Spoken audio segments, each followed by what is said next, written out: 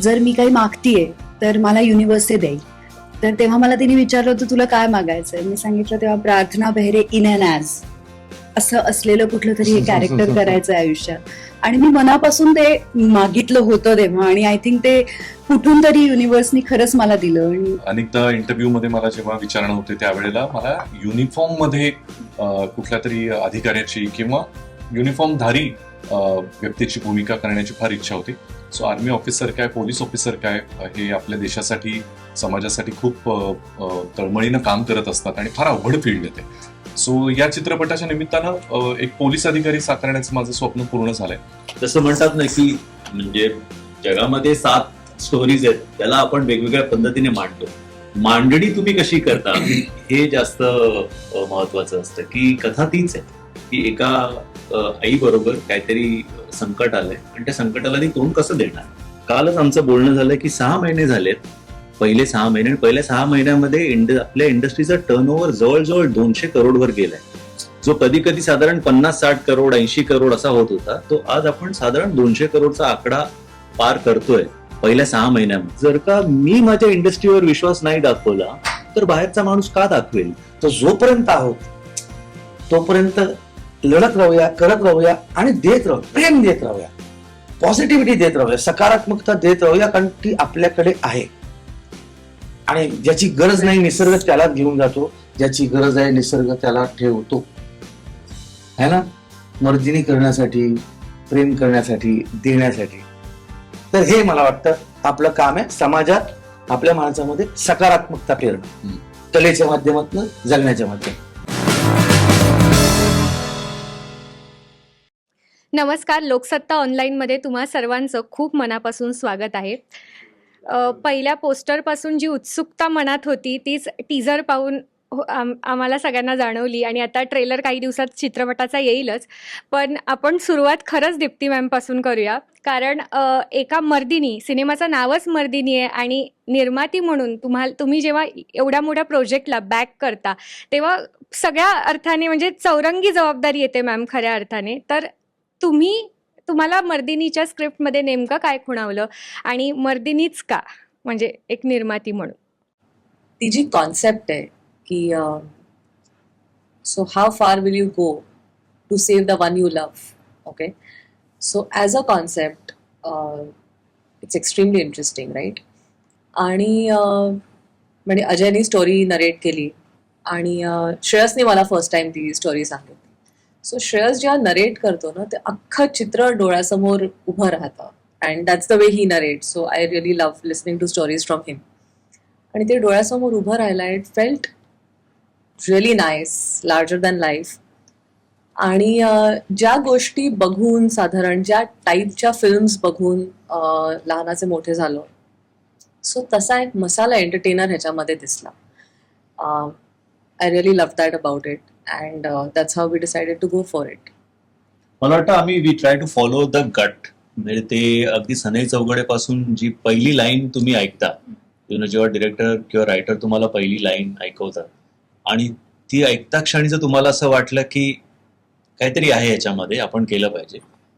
ते सनई चौघडेलाही झालं, ते पोस्टर बॉईजलाही झालं, आणि ते मर्दिनीची जेव्हा आम्ही कथा ऐकली, मी रात्र वाचली पहिलं ते, तेव्हा मला झालं सो.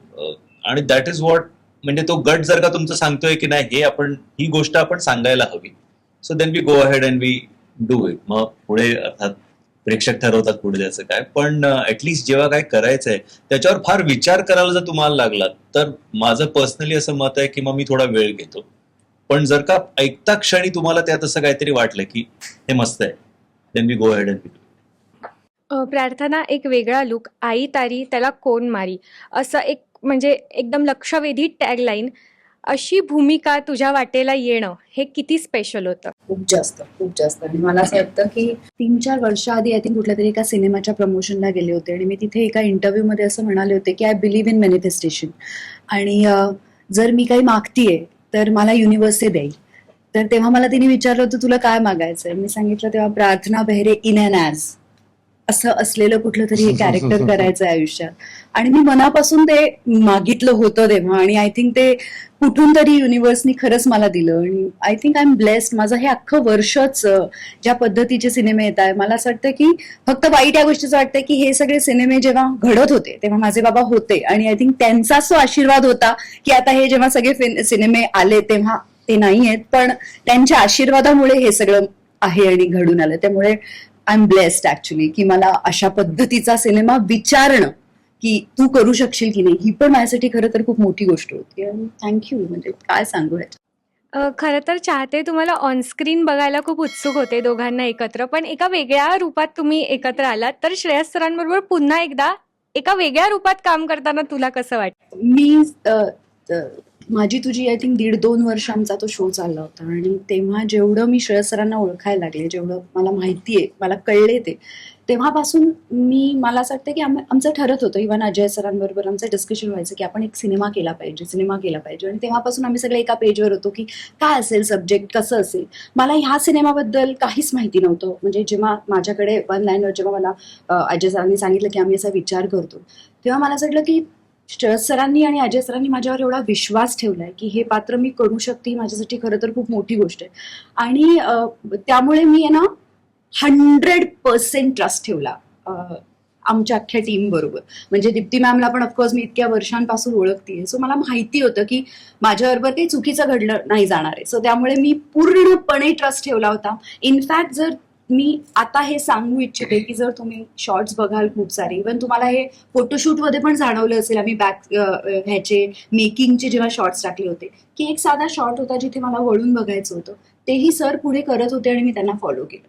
तर मला असं वाटतं की मी जे मला सांगितलंय आणि जे मला सांगितलंय त्याच्यावर मी इतका विश्वास ठेवला आणि तसंच करायचा प्रयत्न केला. सो आय थिंक श्रेयस सरांबरोबरचं हे शेवटल्या 2-2.5 वर्षापासूनच बॉन्डिंग होतं की मला एवढा विश्वास आहे त्यांच्यावर की जे घडेल ते चांगलंच होईल. आणि आता ते बघतीये त्याच्यावरनच मला म्हणजे आपण काही एक होतं ना की मी शेवट बसू का, मला जास्त बोलायचं नाही, कारण मला असं वाटतं मी आता जे केलंय ते बघा आणि तुम्ही बोला, आता मी जरा कमी बोलते, असं झालंय हे. So I am also excited नाव.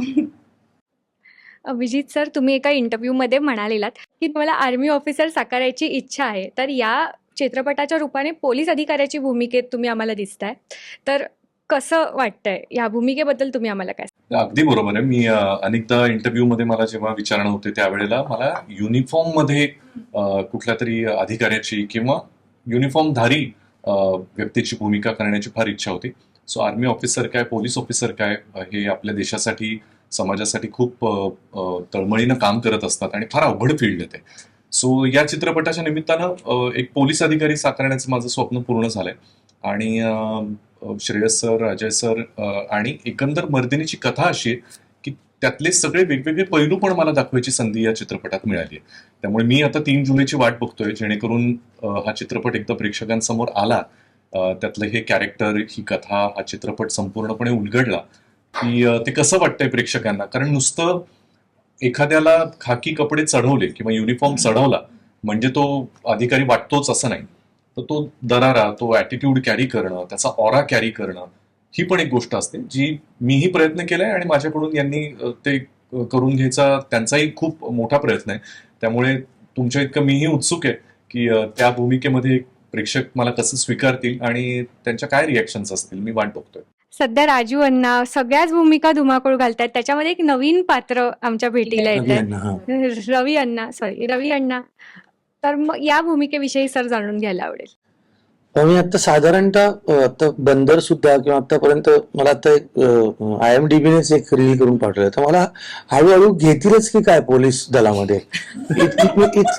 इतके पोलीस के आहेत ना वेगवेगळे की मला हळूहळू चोर कसे पकडता येतील वगैरे असं. पण एकाने एक सुंदर की हवालदार होतो मी कुठेतरी, आता पोलीस, तर प्रमोशन व्हायला इतके दिवस कसे काय लागले, असे पण काही प्रश्न लोकांनी विचारले. ऑन अ सिरियस नोट, मला असं वाटतं की एक युनिफॉर्म किंवा जे आपण परिधान करतो, तो वेश जो असतो, त्या वेशाच्या पलीकडे माणूस जो असतो, त्या माणसाचा स्वभाव, म्हणजे एक आपण काय, एक व्यक्तिमत्व असतं आणि एक हेतू असतो. तर व्यक्तिमत्व कधी कधी असं होतं की हा सारखीच माणसं आहेत, पण हेतू जरा बदलला, त्याच माणसाचा जर हेतू आयुष्यातला बदलला तर तो माणूस वेगळाच बनून जातो ना.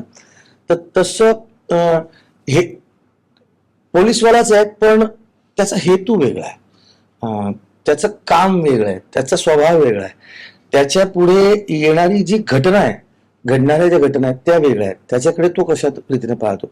आणि बाकी काम वेगळं म्हणाल तर माझं नशीब आहे की मला म्हणजे मला कोणाला तरी वाटतं, श्रेयसला वाटणं की जितू ही भूमिका करू शकतो, म्हणून अजयला वाटणं की हे असं लिहिलंय तर हे जितूनी करू शकेल असं त्यांना वाटतं, म्हणून मी तिथे निवडला जातो.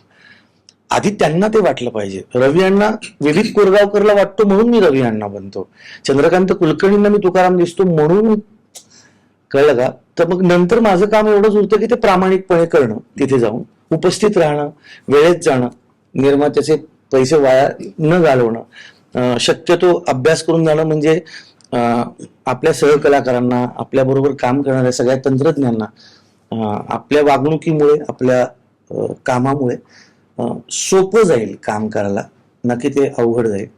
आणि वेगवेगळ्या पद्धतीचं काम करणं हेच तर आवडतं कुठल्याही कलाकाराला.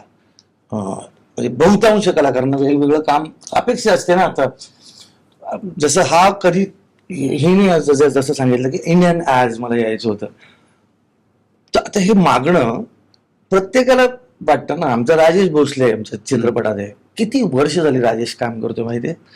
मी मुंबईत आलो नव्हतो त्याच्या आधीपासून राजेश काम करतोय, पण त्याच्या कामाची जी ऊर्जा आहे, त्याचा जो चांगुलपणा आहे त्या माणसाचा, तो घेऊन सोबत जाणं. मर्दिनीच्या या सगळ्या प्रवासामध्ये अनेक उत्तम माणसं जोडली गेलेली आहेत. फक्त आम्ही दिसतो. आता आमचा अथर्व आहे, तो सगळी पडद्यामागची सगळी जबाबदारी स्वीकारत होता. श्रेयस स्वतः एक अप्रतिम नट आहे, हे म्हणजे महाराष्ट्राला नाही देशाला माहिती आहे आता. पण तो ज्या पद्धतीने सेटवर येऊन काळजी घेत होता. दीप्ती, मला तर असं वाटतं की माझं प्रत्येक निर्माता दीप्तीसारखा असला पाहिजे. कारण साधी गोष्ट सांगतो, मी आत्ता आलो ना, तर मी घरातनं निघालो, रात्री उशिरा आलो होतो प्रमोशन करून, सकाळी वेळ नाही मिळाला, मी निघालो, भूक लागली होती, बघितलं तर गाडीमध्ये एक पिशवी ठेवलेली होती ज्याच्यामध्ये वेगवेगळ्या प्रकारचे खाऊ ठेवले होते. तर मी ड्रायव्हरला विचारलं, हे किसका आहे? मला वाटतं ते राहिलं असेल, मला माहिती होतं दीप्तीने पाठवलं असेल, पण आपल्याला नाही माहिती ना. विचार मॅडम ने आपके लिए भेजा आहे अगर आपको भूक लगी तो. हे छोट्या छोट्या गोष्टी असतात, पण या फार महत्वाच्या असतात. तर आणि आमचे साहेब जे आहेत त्यांनी आमच्याकडनं करून घेतलं, कमी ओरड तो म्हणजे प्रसंगी तो करूनही दाखवायचा की मला हे अपेक्षित आहे. तर मला संजीव कुमार नाही, मला राजकुमार पाहिजे. मला तू जे करतोयस ते फारुख शेख आहे, नाही मला नसीरुद्दीन शाह पाहिजे, असं ते करून, त्यामुळे ते सगळं जुळून आलेलं आहे. असं अजय सर, या सगळ्या कलाकारांची भट्टी जमवणं कसा अनुभव होता एकंदर मर्दिनीचा? आणि येस, ऐकलंच आहे, पण तुमच्याकडून जाणून घ्यायला आवडेल. आणि ही संकल्पना नेमकी तुम्हाला कशी सुचली? नाही, साधी संकल्पना म्हणाल तर एकदम साधी गोष्ट जी भावेल आणि आपल्या शेजारच्या घरात ही बघायला आवडेल, आपल्याला सगळ्या फॅमिली बरोबर बघता येईल आणि व्यावसायिक असेल, हेच डोक्यात होतं. तर ती अत्यंत साध्या पद्धतीने कशी मांडता येईल, आणि त्यात तो विचार करूनच एक लाईन होती, ती लाईन वरतीच आम्ही काम करत गेलो. त्यांना सर्वांना ऐकवली आणि त्यांना आवडली आणि त्यावरतीच काम करत गेलो. आणि ही फौज जी आहे ती आता अर्थात आम्ही रेशीमगाठ करत होतो त्यावेळेपासूनच, आता जसं प्रार्थना म्हणली तसं आमचं चाललं होतं की चित्रपट करूया. त्यावेळेस बोलणं झालं होतं, सर एक फिल्म करायची आहे वगैरे वगैरे, आणि सरांनी त्यावेळेसच होकार दिला होता की नाही करायची म्हणून, आणि या टीम बरोबर करायची हे ठरलं होतं. पण वेगळा विषय होता, म्हणजे आता रेशीमगाठ बघितलं लोकांनी, तर काय वेगळं करता येईल. आणि मग जेव्हा आधी असं ठरलं होतं की चित्रपट करायचा, पण ही लाईन ठरली नव्हती. ही लाईन खूप नंतर डोक्यात आली, त्यानंतर ऐकवली, सरांना आवडली आणि मग काम सुरू झालं. आणि त्या रोलला ते लोक लागतात. तर प्रार्थनाला विचारलं, प्रार्थनाने पण लगेच होकार दिला, कारण आतापर्यंत प्रार्थनाचे रोल जे आहेत ते खूप ग्लॅमरस रोल आहेत. तर अशा प्रकारे प्रार्थनाला बघणं लोकांना खूप आवडेल. आणि चॅलेंजिंग रोल आहे त्याच्यासाठी पण, अभिजितसाठी पण. अभिजितला तर मी पहिल्यांदा भेटलो होतो, आम्ही एकत्र काम केलं नव्हतं, पण आम्ही भेटायचो ते तो त्याच्या सेटवर जात होता, मी माझ्या सेटवर जात असायचो, असं भेटायचं. तो पार्किंग मधनं तो काहीतरी काढतोय, मी गाडी टाकतोय, आणि त्यावेळेस आमचं बोलणं झालं होतं की आपण एकत्र काय करू शकतो का, तुला वेळ आहे का वगैरे. म्हणजे एक 7-8 महिन्यांनी मग आम्ही गोष्टीला केलं. जितू तर खूप नंतर जॉईन झाला, पण या रोलला जितू हवा हे मी सरांना विचारलं की जितूला आपण विचारूया का, तर सर लगेच म्हणाले. तू विचारलंस, मला वाटलं त्याला सुचलं. आता आदरानं त्यांचं असं होतं की अरे जितू खूप बिझी आहे, जितू लगेच येईल का. लगेच असं झालं. तो ओळखतो मला, तो माझा मित्र आहे, मला खूप ओळखतो. डेट ऑफ बर्थ पण सेम आहे. आणि कथा खरं सांगायचं तर म्हणजे जसं म्हणतात ना की म्हणजे जगामध्ये 7 स्टोरीज आहेत, त्याला आपण वेगवेगळ्या पद्धतीने मांडतो. मांडणी तुम्ही कशी करता हे जास्त महत्वाचं असतं. की कथा तीच आहे की एका आई बरोबर काहीतरी संकट आलंय आणि त्या संकटाला ती तोंड कसं देणार, पण काय संकट आहे, कुठल्या पद्धतीने येत आहे, बरोबर. काय होतंय, ते ट्विस्ट कसे येत आहे, त्याला ती कशी सामोरी जाते, मग ती काय करणार नक्की, आणि फायनली काय म्हणून. म्हणजे आपण कुठली कथा ऐकताना जेव्हा ती सुरुवात होते तेव्हा आपलं लक्ष शेवटाकडे लागलेलं असतं की अच्छा मग आता पुढे काय होणार आणि शेवट काय होणार याचं तिकडे लागलेलं असतं. सो ती कथा मांडून आपण शेवटाकडे कसे जातो, गंमत त्याच्यामध्ये सगळी आहे. सो ती मला वाटतं ती गंमत आमच्या लेखकांनी खूप छान याच्यात आणली आणि आता कलाकारांनी ती व्हॅल्यू ऍडिशन अजून केलं. आणि मी याच्यात एक गोष्ट ऍड करेन. बऱ्याच दिवसांनी ना एक महाबळेश्वर ना, महाबळेश्वर नाव आहे ना जसं, लेखक आलाय, संवाद लेखक ना, तो एक कानेटकरी पद्धतीचे संवाद होता ज्याच्यामध्ये संवादातच नाट्यमयता आहे काहीतरी असं. आणि इतका ऊर्जावान मुलगा आहे तो असा. तो वाचताना त्यांनी जेव्हा वाचन केलं म्हटलं आता मी कसं करू हे काम, हा कारण इतका चांगला वाचतोय की मी हे तिथे पोहोचू शकेन का त्या ऊर्जेने. इतका मस्त तो वेगळंच लिखाण घेऊन आलेला मुलगा आहे आणि त्याला फार सुंदर न्याय दिलाय प्रार्थनानं, अभिजितनं आणि सगळ्याच टीमनं. फार चांगले संवाद आहेत लिखाणात.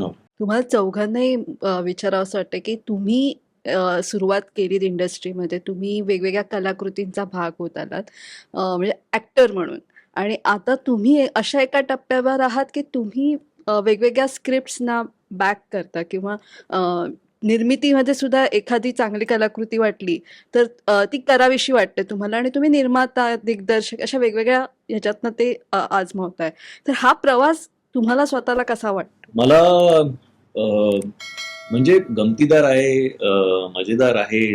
कधी जेव्हा आपण सुरुवात करतो तेव्हा कधी असं वाटलंही नसतं की बाबा आपण पुढे जाऊन काही प्रोड्यूस करू किंवा डिरेक्ट करू, पण तुमचा प्रवास होत जातो, त्यातनं खूप गोष्टी उलगडत जातात, तुम्ही इव्हॉल्व्ह होत जाता आणि तुम्ही एका टप्प्यापर्यंत पोहोचता जिकडे एखादी गोष्ट येते आणि तुम्हाला वाटतं की ही गोष्ट मला सांगायची आहे, ऍज अ प्रोड्युसर सांगायची आहे किंवा ऍज अ डिरेक्टर सांगायची आहे, मला सांगावीशी वाटते आणि मग तुम्ही ती करता. दुसरं मला असं वाटतं की जबाबदारी आहे आमची इंडस्ट्रीच्या टुवर्ड्स. आमची जबाबदारी आहे की ज्या इंडस्ट्रीने आम्हाला उभं केलंय, ज्या इंडस्ट्रीने आम्हाला मान, सन्मान, पैसा एवढं सगळं मिळवून दिलंय, आज म्हणजे महाराष्ट्रात, देशभरात लोक तुम्हाला ओळखतात, प्रेम करतात, तुम्ही कुठेही जाता तेव्हा आधी तुमचं हसून स्वागत केलं जातं कारण तुमच्या कामामुळे.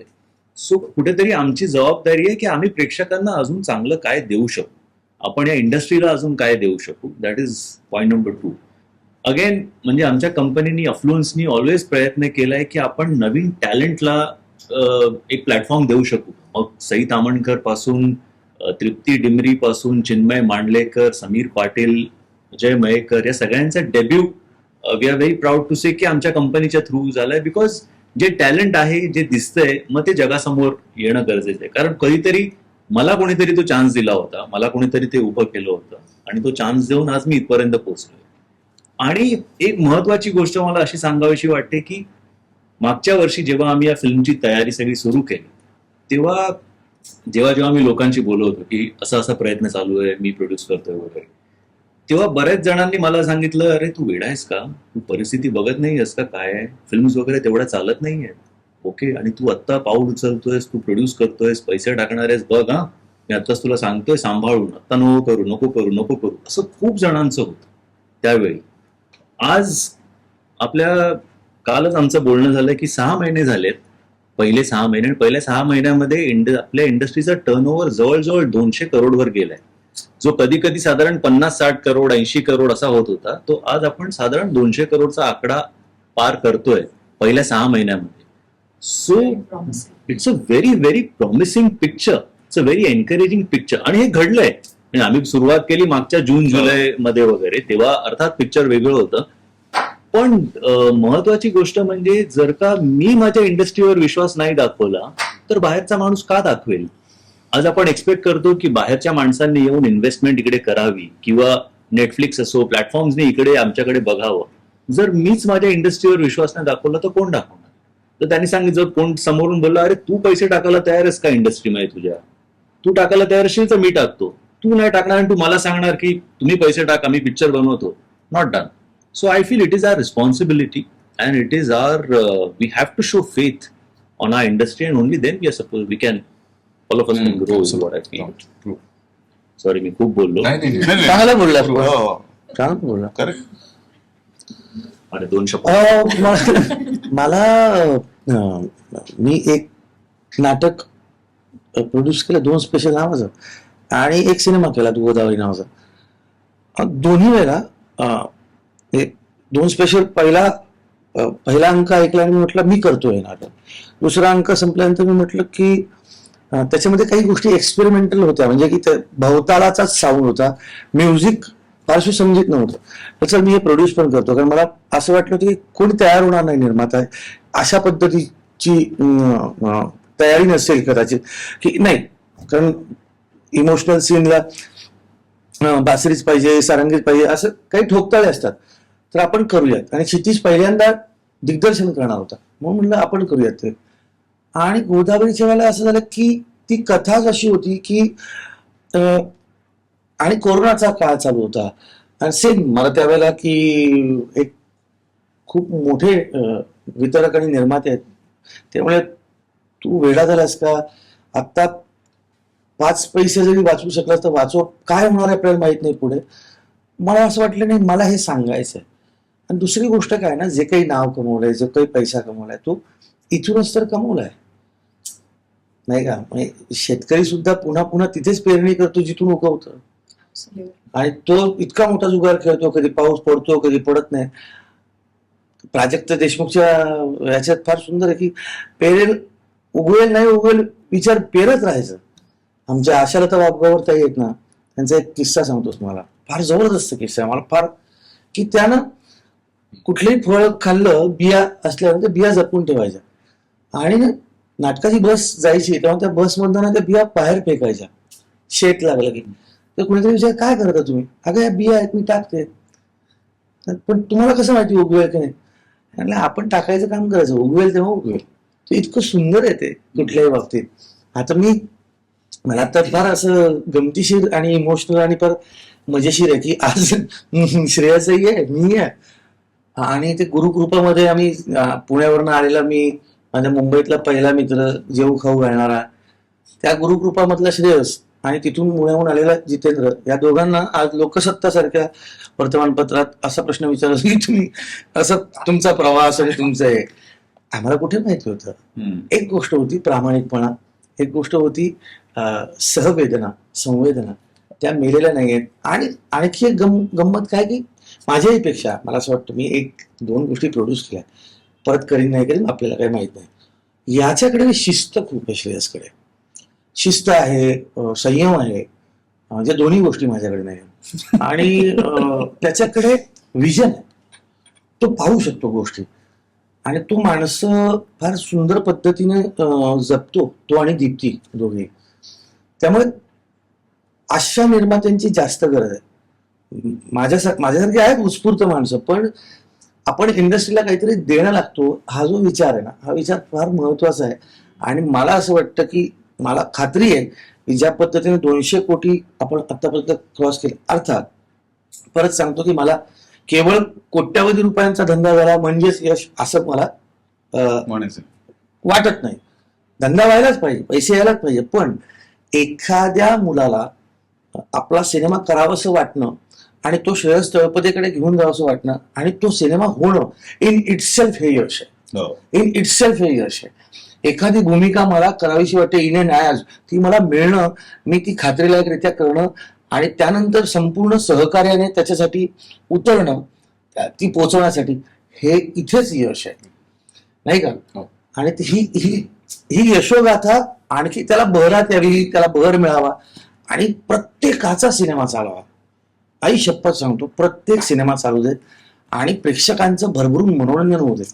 कारण आत्ताच्या काळामध्ये जे आजूबाजूला घडतंय ते घडत असताना जर का माझ्या एका जरी माय भगिनीला मर्दिनी बघून जर प्रेरणा मिळणार असेल आणि तिला वाटणार असेल की शड्डू ठोकून मी उभी राहते आणि मी सांगते की 1 मिनिट थांबा, हात तर दूरच, तू नजर सुद्धा वर करून बघू नकोस माझ्याकडे, नाहीतर तुझे डोळे उपटून फेकून टाकेल, हे जर वाटलं ना तर हे या सिनेमाचं यश आहे. बाकी पैसा बिसा तर सगळा मिळेलच, पण हा सिनेमा हा काही काही वेळा असं होतं ना की त्या 50 दिवस झाला, 100 दिवस झाला, काही सिनेमे येतात जे मनात घर करतात आणि राहतात.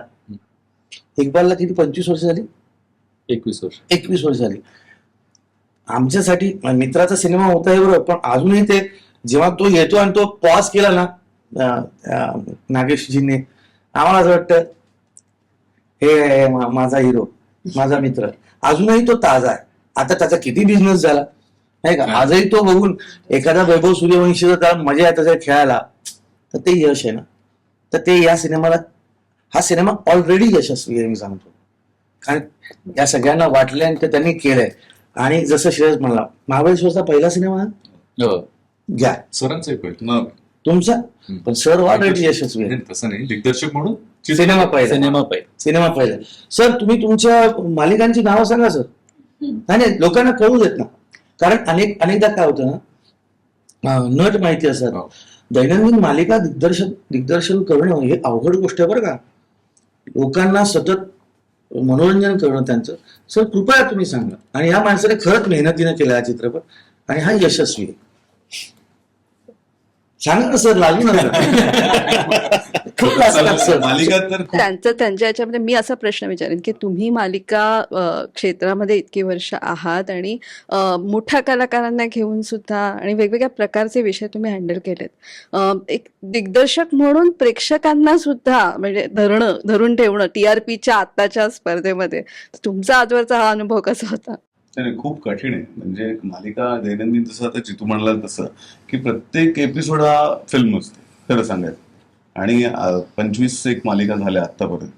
आणि जेव्हा सुरुवात केली आणि आत्तापर्यंतचा प्रवास सांगायचा झाला तर तो खूप कठीण आहे. रोजच्या रोज शूटिंग करणं, रोज एक एपिसोड तसा एंटरटेनिंग बनवणं आणि रोज तो तसाच लोकांना आवडणं. म्हणजे प्रत्येक एपिसोड वरती प्रतिक्रिया येतात, अरे नाही आवडलं, पण त्याच्या मागे इतके लोक मेहनत करत असतात रोज. जसं जेव्हा माझी तुझी रेशीमगाठ करायचं ठरवलं होतं तेव्हा मला कळलं होतं की अरे श्रेयस सर काम करणार. आम्ही पहिल्यांदाच काम केलं एकत्र. माझ्या पोटात गोळा आला होता, कारण ते इतकं काम त्यांनी केलंय आणि फिल्म्स एवढ्या केल्या आहेत. तर डेली सोपला ते कसं मला सपोर्ट करतील कसं नाही, कारण खूप वेळ शूटिंग चालतं ना, खूप दिवस शूटिंग असतं. प्रार्थना करणार तेव्हा कळलं मला जेव्हा म्हणजे मला समजेच ना की आता हे कसं होणार आहे, काय होणार आहे. आणि सगळ्यांचा रोख माझ्याकडे होता. अगबाई करताना निवेदिता जोशी होत्या, रिशोक होते, त्यांच्याबरोबर पण काम करताना डेली सोप करायचं ना रोज, आणि हिरंद पाहिजेच. तर खूपच म्हणजे मला प्रत्येकाने सपोर्ट केला. म्हणजे श्रेयस सरांना जेव्हा गोष्ट ऐकवली होती आणि आम्ही शूट करायचं ठाण्याला ठरवलं, कुठे करतोय शूट, तर म्हटलं ठाण्याला करतोय शूट. तर म्हटलं आता काय बोलतायत आणि काय नाही. पण ते एकही दिवस मला आठवत नाहीये की कधीच 1 मिनिट सुद्धा लेट आलेले. इनफॅक्ट ते येऊन रेडी असायचे. त्यामुळे ना अख्खं युनिट असं कळा का असायचं. इव्हन प्रार्थना पण एकही दिवस कधी त्या माणसाने एका शब्दाने कधी आवाज अरे काय चाललंय काय नाही, प्रार्थनाने पण नाही. त्यांच्यामुळे मालिका यशस्वी. आणि कुठल्याच मी जेवढ्या मालिका केली कोणीही तसं केलेलं नाही. आणि हे सगळे जे दिग्गज होते, इव्हन मोहन सर, शुभांगीताई, कधी काही दियाला पण कधी त्रास नाही. आम्ही एका 1 BHK मध्ये शूट करतो काही दिया परदेस. त्यावेळेस, आणि बनारसची गोष्ट, बनारसला शूट करायला मिळालं मला, स्वित्झर्लंडला शूट करायला मिळालं. म्हणजे मराठी मालिकेचं शूटिंग स्वित्झर्लंडला करायचं म्हणजे त्यावेळेस असं बापरे काय दिवस. तर त्यावेळेस असं वाटलं की अरे काय क्या बात. तेव्हा तो मुलगा जेव्हा नवीन आला ऋषी सक्सेना, तेव्हा पण असं झालं होतं की याला जमेल की नाही. तो आमच्याकडे सगळ्यांकडे असा बघायचा की अरे हे सगळे मराठी लोक, मला कसं, पण तो पण तितका झेल झाला. आतापर्यंत तो काम करतोय, तर मला कधीच असा त्रास झाला नाही कुठल्याच बाबतीत. आणि या सगळ्यांनी मला सांभाळून घेतलं, त्यामुळेच तिथपर्यंतचा प्रवास झाला. आणि ही फिल्म पण यांच्यामुळेच झाली. मी एक गोष्ट तुम्हाला सांगतो. हा म्हणला ना की वेळेत श्रेयस यायचा. आता त्या श्रेयसकडे गाडी आहे किंवा गाड्या आहेत. आम्ही 3 Cheers नावाचं नाटक, माझ्या आयुष्यातलं पहिलं नाटक व्यावसायिक, मुंबईत पहिल्यांदा आलो होतो. 98 साली ते नाटक आलं, 1998. श्रेयसचं दुसरं नाटक, पहिलं नाटक त्याचं ऑल द बेस्ट नाटक, दुसरं शिवाजी मंदिर, तिसरं नाटक, तिसरं का, पहिलं टूर. अरे टूर हा टूर. तर शिवाजी मंदिरला 3:30चा प्रयोग होता आमचा, आणि जुलै महिना होता. आणि जुलै महिन्यात मुंबईत पाऊस कसा पडतो, म्हणजे मला तर वाटतं की महाराष्ट्रातलं चेरापुंजी म्हणून घोषित करावं मुंबईला, इतका पाऊस पडतो. हा, तेव्हापासून पडतोच आहे. आणि बरं तुमते मुंबई, तेव्हाही तुंबायचे, आताही तुमचे, पण म्हणजे नाही का. तर हा ना 3:30चा प्रयोग, आणि आम्ही सगळे पोटार्थी नव्हतो, 150 रुपये नाईट मिळणारे वगैरे. तर आता 3:30चा प्रयोग, श्रेयस आलाच नाही, येतच नाही. आणि तो तसा माणूस नाही, 1 तासभर आधी येणारा है ना. तर ना तो पोचला ना, मला वाटतं 4:15ला पोचला असेल. तो कधी निघाला होता घरून माहित नाही, गुरुकृपावर अंधेरी लोखंडवालावरून निघाला होता. ते गाड्या बंद पडल्या, लोकल बंद पडली. तो ट्रॅकवरनं चालत आला होता शिवाजी मंदिरला प्रयोग करायला. दुर्दैवाने खूप उशीर झाला म्हणून प्रयोग कॅन्सल करावा लागला. आणि आमचे निर्माते जे आता हयात नाहीत, मोहन वाघ काका, ते खूप चिडले होते की तू आला कसं नाहीस. आणि हा इतका खजील होऊन की कोणीतरी सांगू शकलं असतं ना की ट्रेन बंद होती, माझा काय दोष आहे, ट्रेनच वाहनच नसेल तर मी येऊ कसा. मला नाही काका, म्हणजे सॉरी, मला माफ करा, पण मला सॉरी, उशीर झाला. आणि तो खजील होता. आणि मी बघत होतो की ती जी अर्नेस्टी होती ना त्याच्याकडे, की नाही माझी चूक आहे. आजही मला वाटतं की त्याची चूक नव्हती, कारण तो पोचला होता, पण प्रेक्षक तोपर्यंत निघून गेले होते कारण पाऊस पडत होता. तर तो जेव्हा हे गाड्या बिड्या नव्हत्या तेव्हा यायचा वेळ. तर मग आता तर म्हणजे ते हा ना, म्हणजे पण यशस्वी झाल्यानंतर माणसं बदलतात. पुलंचं फार सुंदर वाक्य आहे की माणसं अपयशापेक्षा यशामुळे जास्त मुरदाड बनतात. माझा मित्र जिवंत राहिला अजूनही, आणि तो सांगितलं ना, शिस्तीचा माणूस आहे. तेव्हापासून is on the right track. क्या बात है, क्या बात है. अब तुंबलेला जो मिळून क्या बात आहे, चांगला होता. आत्ता जितू सर बोलता तुम्ही जसं म्हणालात तसं एक विषय असा होता की जे आजूबाजूला जी परिस्थिती असते एकूणच, म्हणजे पाऊसच पडत नाहीये, उन्हाने माणसं हैराणच झाली आहेत, काहीतरी वेगळंच होत आहे, राजकीय वेगळं होत आहे, सामाजिक वेगळ्या गोष्टी घडत आहेत. तर या सगळ्या परिस्थितीचा प्रेक्षकांच्या मनावर परिणाम होत असतो का? कलाकारांच्या सुद्धा मनावर परिणाम होत असतो का? म्हणजे एखाद्या कलाकृतीचा भाग होणं असू दे किंवा निर्मिती करणं असू दे, की एक असतं ना की हे असं आहे तर मला असं काहीतरी केलं पाहिजे. तर असं काही होतं का? साहिर साहेबांचा एक शेर है, दुनिया ने तजुर्बा तो हवादिस की शक्ल में जो कुछ भी दिया है मुझे बस वही लौटा रहा हूं मैं. जे अनुभव मला या समाजात मिळतात तेच मी परत देतोय. पण त्याच साहिर साहेबांनी ये दुनिया अगर मिल भी जाए तो क्या है कधी लिहिलंय तेव्हा लिहिलंय. पण त्याच साहिर साहेबांनी गम और खुशी में फर्क न महसूस हो जहां मैं खुद को उस मकाम पे लाता चला गया, हर फिक्र को धुएं में उड़ा, किंवा वो सारे जग के रखवाले, निर्बल को बल देने वाले, बलवानों को देते ज्ञान, सबको संगमती दे भगवान. साहिर साहेबांनी, हे तिन्ही गाणी साहिर साहेबांची. आपल्याला आजूबाजूला जे घडतंय, लोकांच्या मनावर परिणाम, तो लोक त्याच्यातनं मनोरंजन शोधतात बरं का. परंतु आपलं कलाकार म्हणून काय काम आहे, तर आपल्याला जे वाटतंय ते खरं ते तर मांडणंच, पण त्याबरोबर नाही हे सुद्धा बदलणार आहे. आशावादी राहणं, समता, बंधुता, प्रेम हे पेरत राहणं आणि हे सांगत राहणं की जर काही चुकीचं घडत असेल तर त्याच्या विरोधात तुम्ही बोला, तुम्ही उभे राहा. मग तुम्ही स्त्री असाल किंवा पुरुष असाल, स्त्री आहे म्हणजे ती लेची पेची नाही आहे. म्हणजे उदाहरणार्थ अत्यंत हळवी बाई आहे सिनेमात. मी परत सिनेमाकडे का घेऊन येतो हा विषय, कारण आम्ही शेवटी सिनेमातनं बोलणार ना, आम्ही आमच्या कवितेतनं याच्यातनं बोलणार. हळवी बाई आहे पण तिच्यावर जेव्हा असं एक प्रसंग येतो त्यावेळेला ती उभी राहते आणि ते उभं राहणं जे आहे ते प्रत्येक स्त्रीमध्ये आहे.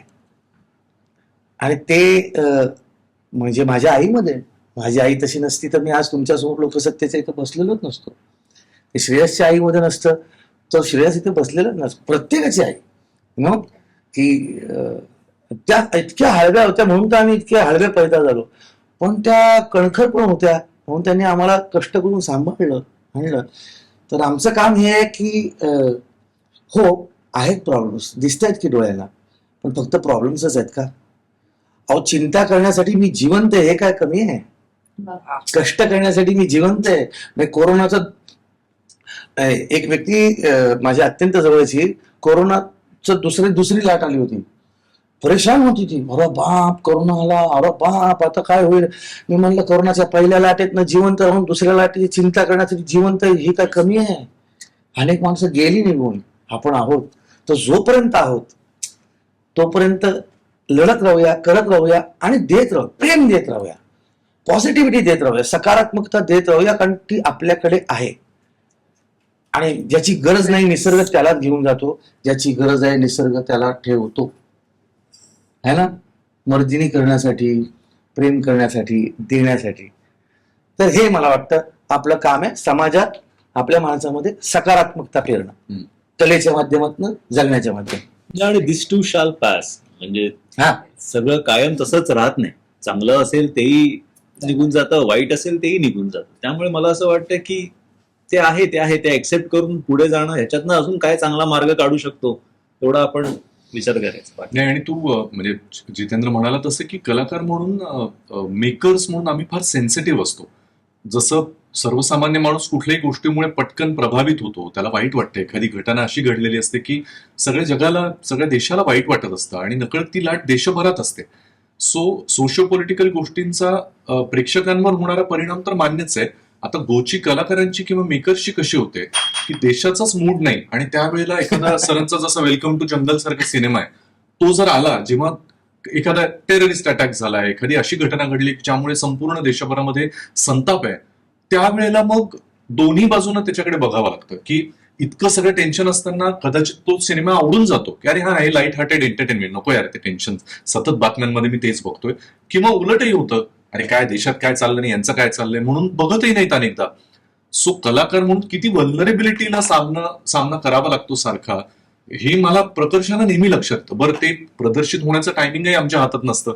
सिनेमा बनलेला असतो 2 वर्षांपूर्वी, तर प्रदर्शित होताना जर अशा घटना घडल्या, पण कलाकार म्हणून आम्ही सेन्सिटिव्ह असतो. आणि मला असं वाटतं की एक मेकर्स म्हणून श्रेयस सरांना, अजय सरांना असं वाटलं की एखादी अशी गोष्ट मांडावी ज्याच्यामधून आम्हाला आमचा टेक त्याबद्दलचा मांडता येईल, की एखाद्या घटनेबद्दल एक स्त्री काय करू शकते ती मर्दिनीच्या स्वरूपातून जर मांडलीये, तर हे आमचं उत्तर आहे या सगळ्या याला. आणि त्या बाबतीमध्ये आम्ही ब्लेस्ड आहोत असं वाटतं की एक मेकर म्हणून आम्हाला त्याच्यावर अशा पद्धतीनं भाष्य करता येतं. पण एक गोष्ट नक्की वाटते बरं का मला, एक चांगलं उत्तर पॉझिटिव्ह, पण एक गोष्ट नक्की सांगतो की जेव्हा नाशिकला जाताना किंवा कोल्हापूरला जाताना माझ्या ओळखीची, माझ्या नात्याची जुनी जी डोंगरं होती ती जेव्हा पोखरली जातात ना, तेव्हा असं वाटतं की एक सयाजी शिंदे आहे, तुम्ही झाडं कापा, सयाजी शिंदे लावेल. एक अरविंद जगताप आहे, तो झाडं लावतोच आहे. आणखी अनेक माणसं आहेत झाडं लावत आहेत. पण डोंगर परत नाही तुम्हाला तयार करता येणार, डोंगर नाही तयार करता येणार. पाऊस, आपण येरे येरे पावसा लिहितो, चांगलं वाटतं, पण पाऊस तुमच्यामुळे अडत नाही, तो डोंगरांमुळे ढग अडतात आणि मग पाऊस पडतो. तर आपण कुठल्या दिशेने चाललोय हे नाही का, रस्ते परत परत बनवले जातात, त्यासाठी रस्ता कुठून खडी कुठून येणार, दगड कुठे, डोंगर. एक दिवस सगळे डोंगर संपले तर मग काय कराल, असा प्रश्न पडतो. पण तोपर्यंत आपलं कार्यभार संपलेलं असेल, त्यामुळे बघा बा पुढच्या पिढीने काय करायचं. To each his own. प्रार्थना, तुला विचार असं वाटतं की या म्हणजे चित्रपटातली जी तुझी मुख्य व्यक्तिरेखा आहे आणि मर्दिनी आहे ती, पण तुला नेमकं काय खुणवलं या गोष्टीतनं? म्हणजे एखादी स्त्री सुद्धा अन्यायाविरोधात किंवा संकटाविरोधात उभी राहते फक्त असं नाही, तर ती कुठल्याही परिस्थितीमध्ये कुठल्याही निर्णायक क्षणी किंवा कुठल्याही निर्णयासाठी सुद्धा ती उभी राहते. मग तो तिचा कुठलाही वैयक्तिक निर्णय असू शकतो, करिअरच्या बाबतीत असू दे, कुठल्याही इतर अन्य निवडीबाबत असू दे. तुला नेमकं या भूमिकेतलं काय खुणावलं? मी ना जसं जितू सर म्हणाले की ह्या सिनेमामधलं हे जे कॅरेक्टर आहे, माझं खऱ्या आयुष्यात पण मी तशीच आहे.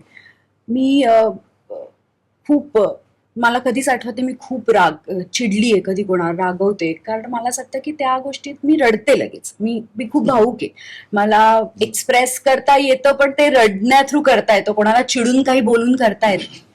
पण ना मी सांगू तर मला ह्या सिनेमाने काय दिलं नाही, मला असं वाटतं की खरंच माझ्यासाठी जर तू असं म्हणशील ना की ह्या सिनेमामधला हे व्यक्तिरेखा हे साकारताना मला एक गोष्ट जाणवली की असं नाही आहे. यु नो, इवन ह्या कॅरेक्टरमध्ये पण अंजली नावाचं एक कॅरेक्टर आहे, जेव्हा ती साधी आहे आयुष्यात, पण अशी वेळ आली तिच्यावर की तिला एक देवीचं रूप धारण करावं लागलं, तर मला असं वाटतं अशा वेळ सगळ्यांच्या आयुष्यात येते. मला तू पर्सनली विचारशील तर मला असं वाटतं की या मर्दिनी सिनेमा थ्रू मला तो एक प्रसंग सांगावाचा वाटतोय की मी ना अदरवाईज सेटवर माझे बाबा वारले होते आणि ओव्हरऑलच मी त्याच्या आधी एक फिल्मचं शूट करत होते, त्यामुळे मी खूप थकलेली असायचे आणि असं सतत एक सॅड मोडमध्ये असायचे.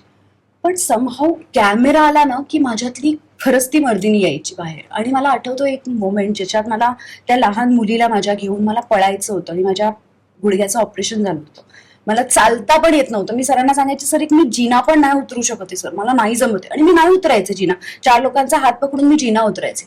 अशा वेळेला त्या शॉटमध्ये कुठून ताकद आली होती, कुठून माझ्यात ती मर्दिनी आली मला माहिती नाही, आणि मी त्या मुलीला घेऊन पळाले. सो मला असं वाटतं की सगळ्यांमध्ये ना ते असतं कुठेतरी, पण ती सिच्युएशन आली ना की तुमच्यातली ती मर्दिनी बाहेर येते. सो माझ्यातली मर्दिनी वाईल शूटिंग दिस फिल्म सतत सगळ्या वेळेला ती येत होती, आणि मला जाणवत होतं की प्रार्थना नुसतं असं राहून चालणार नाही, तर तुझ्यातली मर्दिनी तुला बाहेर आणायची. सो आय थिंक ह्या सिनेमा थ्रू मला ते खूप प्रकर्षाने जाणवलं. तिचं फार चॅलेंजिंग आहे पात्र. म्हणजे मी सहकलाकार आणि मित्र म्हणून सांगतोय आणि प्रेक्षक म्हणून मी बघताना आपल्याला दिसतं ना, हा ठीक आहे एक स्त्री, मग ती सर्वसामान्य, मग नंतर तिच्या बाबतीत असं घडतं, आणि मग ते हे सगळे टप्पे दाखवणं, तुम्हाला एक कल्पना आहे की आपण लिनियर पद्धतीने शूट करत नाही, की आधी एखादा हा प्रसंग शूट केलाय ज्याच्यात तुम्ही भयंकर काहीतरी उद्ध्वस्त दिसताय, नंतर एक शांत आहे. तर दिवसामध्ये असे अनेक प्रसंग असतात ज्याच्यामध्ये खूप बॅक अँड फोर्थ करावं लागतं. ते मेंटेन करणं, तो लुक मेंटेन करणं, ते अग्रेशनची लेवल आपल्याला माहिती असणं, ती फार उत्तम पद्धतीने करते. डोळ्यात तर काय हुकमी पाणी टचकन म्हणजे नको तिथे सुद्धा आणू शकते, पण पाहिजे तिथे तिने खूप वेळेला आणलं. अदरवाईज पण डोळ्यात पाणी घेतात. डबिंग कसं केलं ते सांग, हा?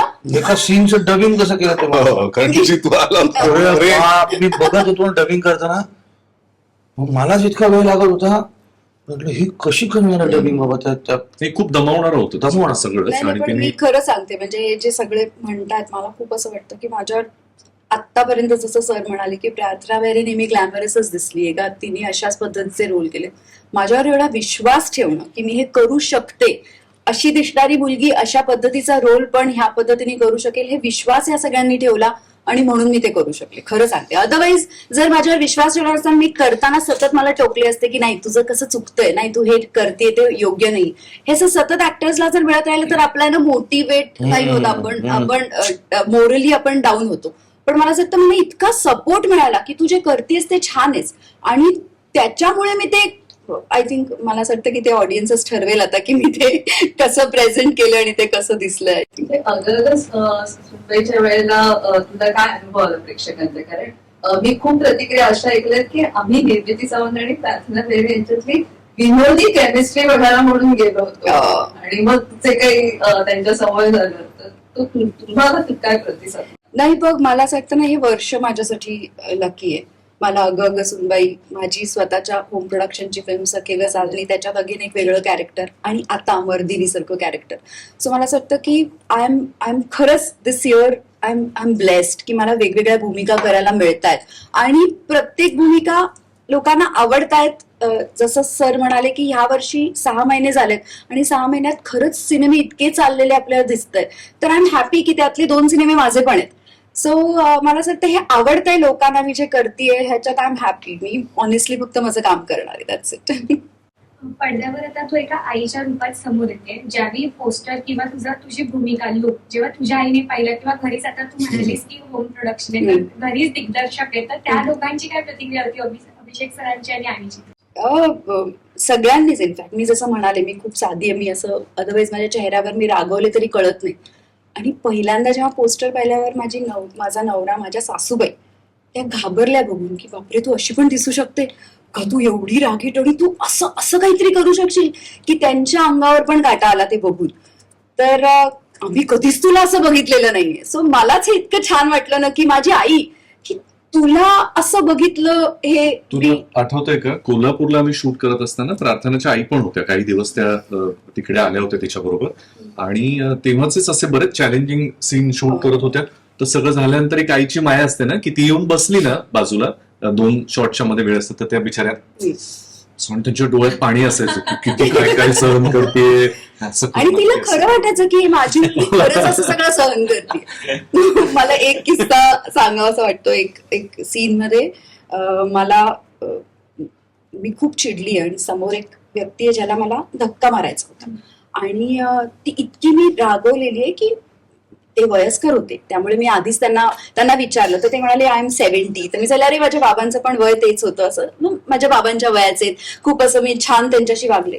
जसं मी म्हणाले की मी जेव्हा ऍक्टिंग करायला लागले का मी कॅमेरा समोर होते, मला माहिती नाही काय झालं होतं माझ्यात, खरंच मर्दीने संचारली होती. तसं मी ज्या पद्धतीने त्यांना धक्का मारला, ते बिचारे तेवढं त्यांनी स्वतःला प्रिपेअर केलं नव्हतं आणि ते खरंच ज्या पद्धतीने बाउन्सून पडले तर सगळेच घाबरले तिथे की काय चाललंय. आणि 2 मिनिटांनंतर मला रडू पण आलं की सॉरी काका, मला हे नव्हतं करायचं, तुम्ही माझ्या बाबांच्या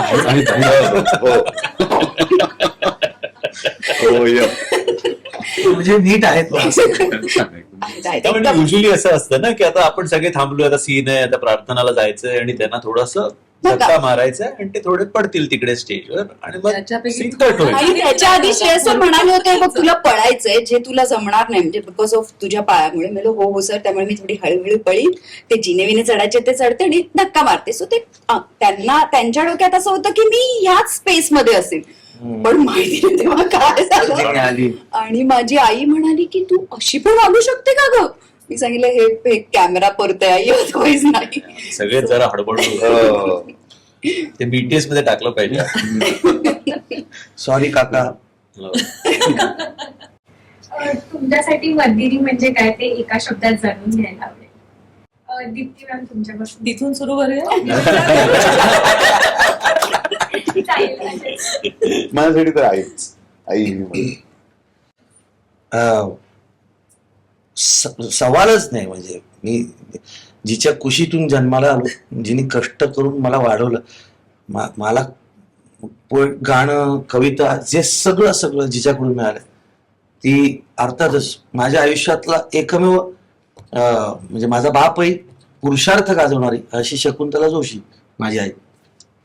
एका शब्दात नाही सांगता येणार, पण मला असं वाटतं प्रत्येक स्त्री ही वेळ पडल्यास मर्दिनीचं स्वरूप किंवा रूप घेऊ शकते, हाच संदेश सांगण्याचा प्रयत्न करतोय. त्यामुळे जसं हनुमानाला त्याच्या शक्तींची जाणीव करून द्यावी लागली होती, तसं सगळ्या पुरुषांना हे आवाहन आहे किंवा वाईट प्रवृत्तीच्या सगळ्याच लोकांना की तुम्ही ही वेळ कुठल्याही स्त्रीवर आणू नका, नाहीतर ती क्षणात मर्दिनीचं रूप धारण करू शकते आणि महिषासूर कितीही मोठा आणि भयानक असला तरी त्याचा खात्मा करू शकते. त्यामुळे प्रत्येक स्त्री ही मर्दिनी आहे. सेम आय थिंक मला असं वाटतं की प्रत्येक स्त्रीमध्ये ना एक शक्ती आहे, एक देवी आहे. फक्त ती त्या वेळेनुसार त्या सिच्युएशन मध्ये ती देवी बाहेर येते. कधी ममता स्वरूपाने येते, कधी प्रेम, कधीतरी राग, कधीतरी. तर मला असं वाटतं त्या सगळ्या देवी असतात आणि मर्दिनी ही त्या सगळ्या देवींचं उदाहरण. आणि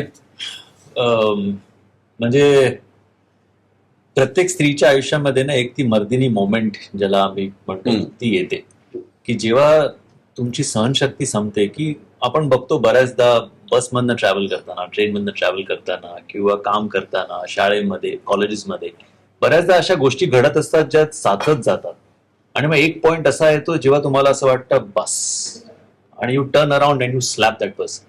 U know that is that moment. ती मर्दिनी मोमेंट आहे. तेव्हा कुठून ती शक्ती आली, काय आलं तुम्हालाही ती कळत नाही. So, ती मला वाटतं शक्ती मर्दिनी प्रत्येकीमध्ये आहे. आणि तिने त्या वेळेला ती ओळखून तिला जागा करावं. सो आपण शक्ती म्हणतोय, right? Shakti is always mother. I feel it's म्हणजे it's growth also and it's destruction also. So I think it's the mother. आई. तुमच्याशी सगळ्यांशी गप्पा मारून खूप छान वाटलं. चित्रपट येतोय, तुम्ही सगळे प्रेक्षकांना काय आवाहन कराल? बघा.